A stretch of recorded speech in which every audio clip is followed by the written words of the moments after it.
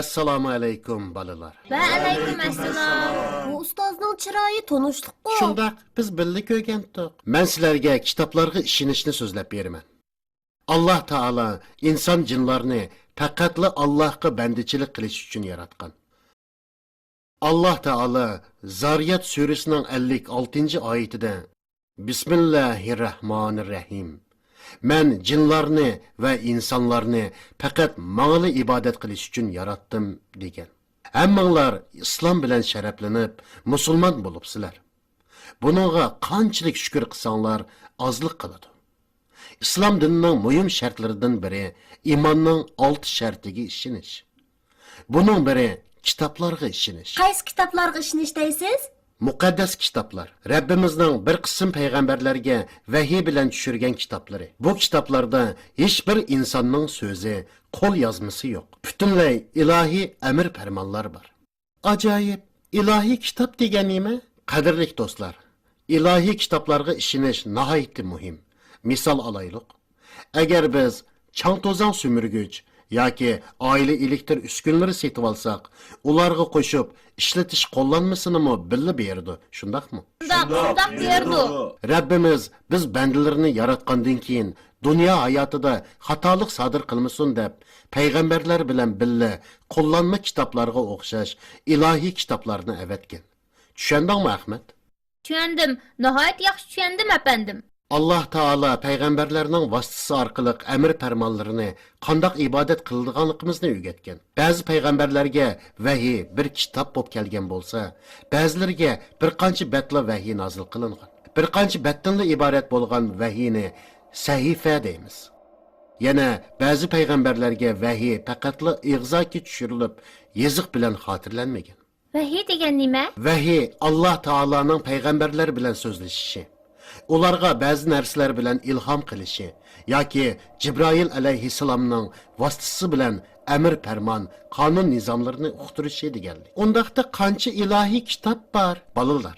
Vahiy Odam alayhissalomga 10 varaq, Shit alayhissalomga 50 varaq, Idris alayhissalomga 30 varaq, Ibrohim alayhissalomga 10 varaq tushirilgan.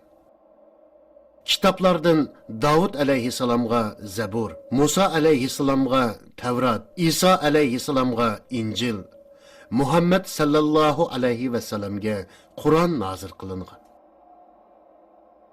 Biz musulmonlar bu kitoblarning hammasiga iymon etamiz.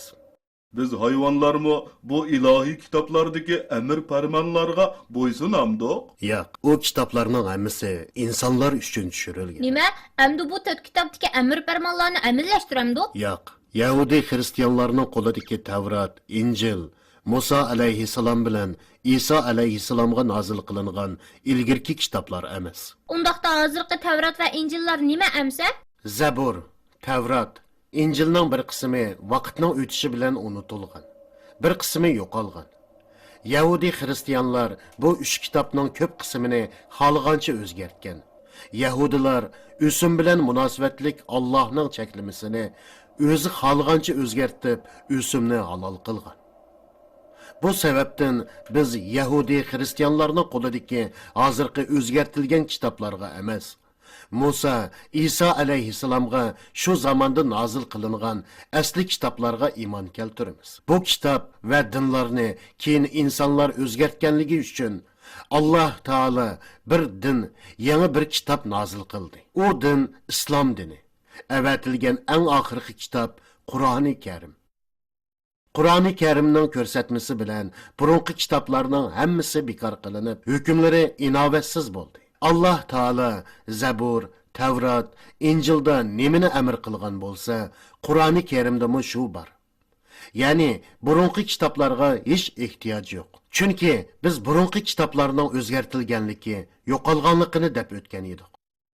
Shunga Tavrat, İncildagi hozirgi hukmlarning to'g'ri xatoligiga darhol bir nim degili bo'lmaydi.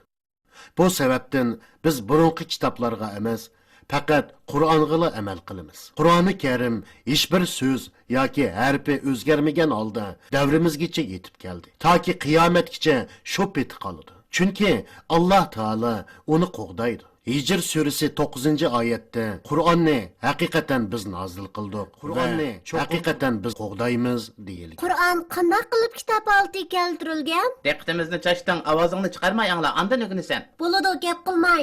Balalar, Payg'ambar alayhissalom o'ziga nozil qilingan har bir sura oyatlarni vahiy kotiblariga yozdirgan. Uningdan boshqa Qur'onni o'zi to'liq yodlash bilan birga xeyli ko'p sahobalarmi yodlagan. Hazrati Abu Bakr radhiyallohu anhuning xalifalik davrida vahiy kotiblari yozgan, sahobalar yodlab olgan oyatlar bir kitob holatiga keltirilgan.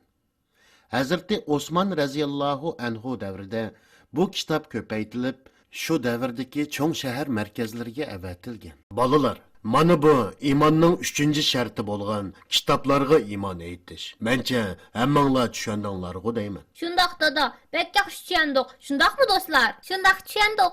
Undaqda davomlashtiramdi. Davomlashtiraylik.